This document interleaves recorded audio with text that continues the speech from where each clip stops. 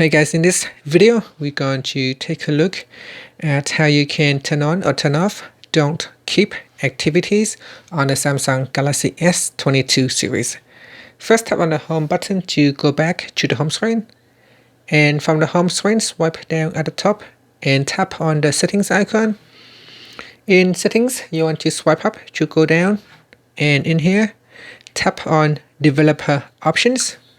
Next, swipe up to go down, and we're going to go to the monitoring section.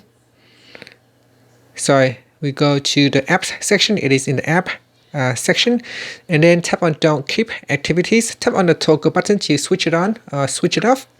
It said that destroy every activity as soon as the user leaves it.